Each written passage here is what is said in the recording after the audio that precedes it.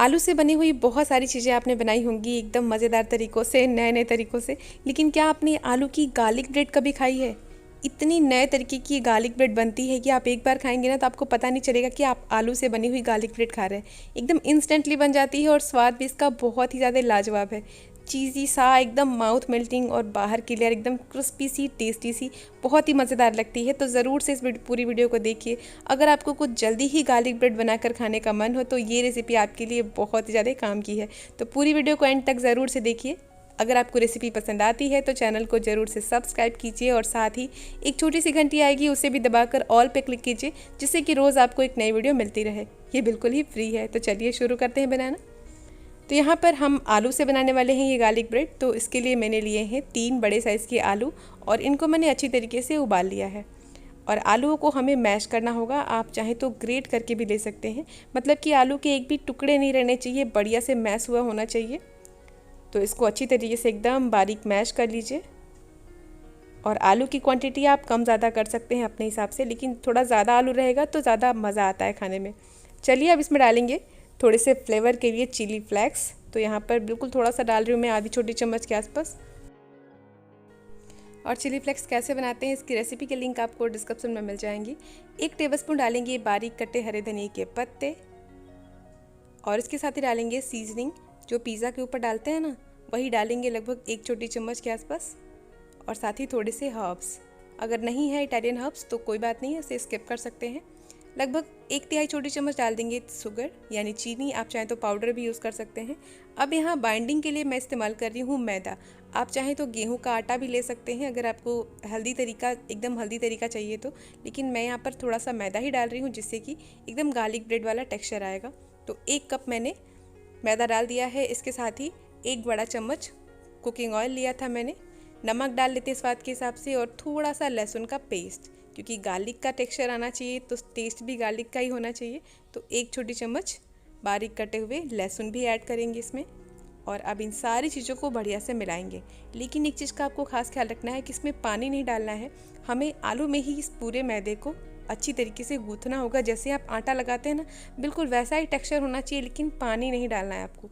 तो आलू से ही हम इसको मैश कर लेंगे और बढ़िया से मिलाएंगे एकदम। इसके लिए मैंने थोड़ा सा तेल डाला था जिससे कि हाथों में चिपकेंगे नहीं और एकदम परफेक्ट डो तैयार होगा। तो देखिए हमने इनको मिला लिया है, डो हमारा बिल्कुल तैयार है। अब इसमें डालेंगे बेकिंग पाउडर। बेकिंग सोडा नहीं है, बेकिंग पाउडर है जो जल्दी ही रिएक्ट करता है। तो ये मैं आटा अच्छी तरीके से लगाने के बाद डाल रही हूँ। ऐसा इसलिए कि जल्दी ही रेज़ होता है, जो आपका गार्लिक ब्रेड बनेगा ना वो जल्दी ही ऊपर की तरफ फूल जाएगा। इसलिए मैं इसको सबसे लास्ट में ऐड कर रही हूँ। इसको डालकर हमें ज़्यादा देर मिलाने की ज़रूरत नहीं है, बस इसको अच्छी तरीके से मिक्स कर लीजिए और बस फटाफट से हम इसकी गार्लिक ब्रेड बनाएंगे। तो चलिए सबसे पहले हम बटर तैयार कर लेते हैं। तो यहाँ पर 2 बड़े चम्मच मैंने बटर लिया है और इसमें डाल देंगे आधी छोटी चम्मच बारीक कटी हुई लहसुन की कलियाँ।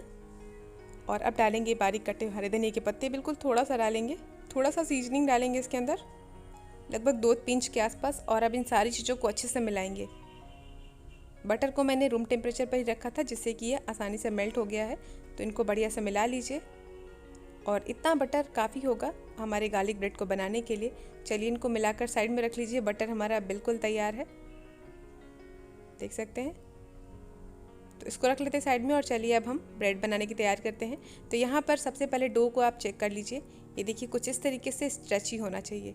और इसको गूँथने में मैंने पानी का इस्तेमाल बिल्कुल भी नहीं किया है। इस चीज़ का आपको खास ख्याल रखना है कि पानी नहीं डालना है। चलिए अब इनको हम गोल गोल कर लेंगे और प्लेटफॉर्म पे थोड़ा सा तेल लगाकर इसको अच्छी तरीके से बेलेंगे। तो इस पूरे डो को ही हम यहाँ पर बेल कर ले रहे हैं, क्योंकि ये जो रोटी बनने वाली है वो थोड़ी सी मोटी होनी चाहिए, बहुत पतली नहीं रखनी है। अगर आप ज़्यादा पतली रख देंगे ना तो चीज़ बाहर आ जाएगा। तो यहाँ देखिए एकदम सेम साइज़ का यानी सेम मोटाई से मैंने इसको बेल लिया है और थोड़ा सा मोटा रखा है, जैसे आप पराठे रखते हैं ना, बस वैसे ही। तो इसको अच्छी तरीके से बेल कर तैयार हो गया है। इसके ऊपर लगाएंगे हमारा ये बटर। तो बटर को आप चाहें तो ब्रश से लगा लीजिए, चम्मच से लगा लीजिए, लेकिन मैं यहाँ पर इनको हाथों से ही लगाऊंगी क्योंकि अच्छी तरीके से लग जाते हैं। तो किनारों को छोड़ते हुए, यानी किनारे पे नहीं लगाएंगे, सिर्फ और सिर्फ बीच में ही हम इसकी पतली सी लेयर लगाएंगे। बहुत ज़्यादा मोटा लेयर नहीं लगाना है।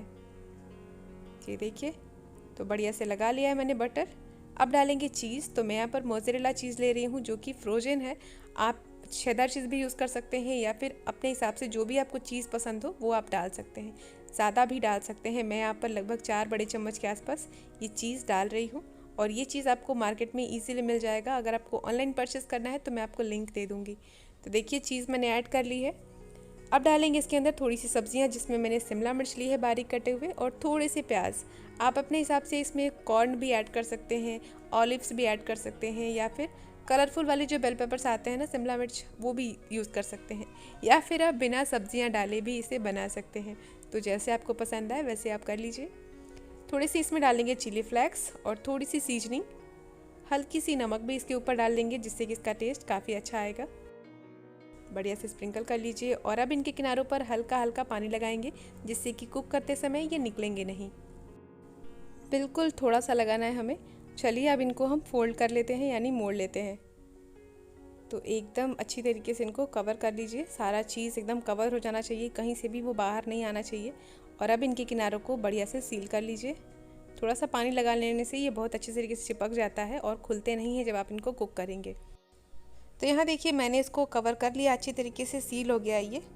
चलिए अब हम इनको कुक करेंगे। ये बिल्कुल तैयार है, लेकिन एक चीज़ का आपको ध्यान रखना है कि इनके ऊपर अभी कट नहीं लगाना है हमें, क्योंकि अगर आप कट लगा देंगे तो ये जो चीज़ है वो बाहर आ जाएगी, क्योंकि हम इसे आलू से बना रहे हैं तो ये थोड़ा सा सॉफ्ट होता है आलू। चलिए अब हम इनको कुक कर लेते हैं। तो इसे हम ओवन में नहीं कुक करेंगे या फिर बेक नहीं करेंगे, इसे हम डायरेक्टली कुक करेंगे पैन के अंदर।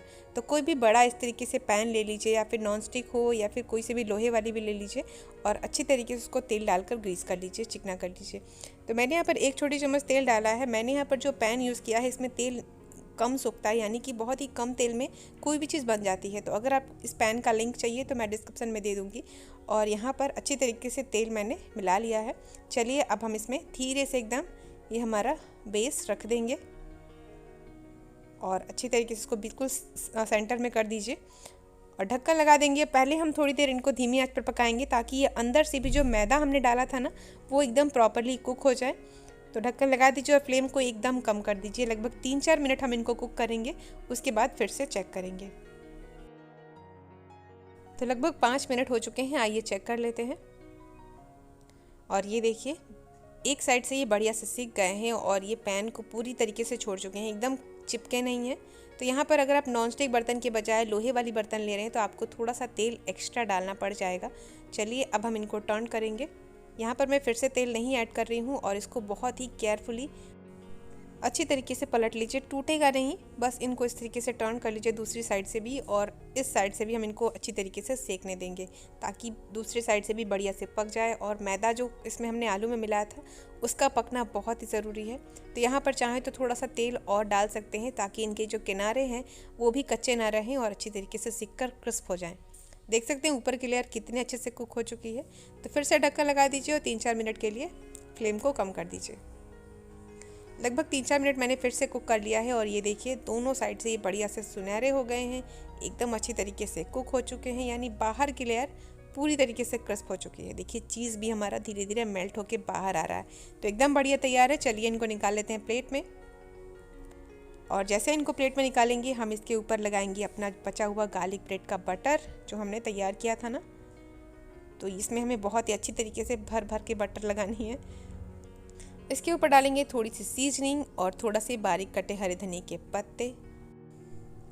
और अब बारी आती है इसको काटने की। तो चलिए इसको काट लेते हैं जैसे कि गार्लिक ब्रेड जनरली कटे हुए होते हैं ना, बस वैसे ही।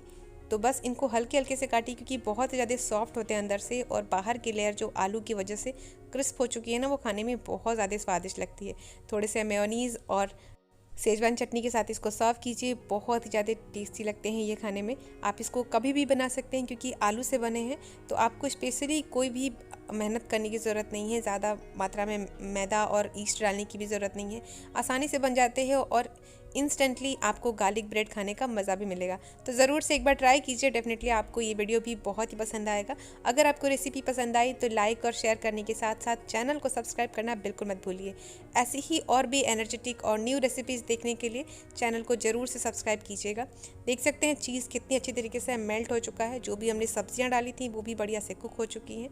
तो ज़रूर से एक बार बनाइए। इतनी मज़ेदार गार्लिक ब्रेड अगर इंस्टेंटली बनना आसान हो तो एक बार बनाना तो बनता है। ज़रूर से बनाइए और कैसी लगी हमें कमेंट करके बताइए। चलिए फिर मुलाकात होगी आपसे अगली एक नई रेसिपी के साथ। तब तक के लिए take care and bye bye.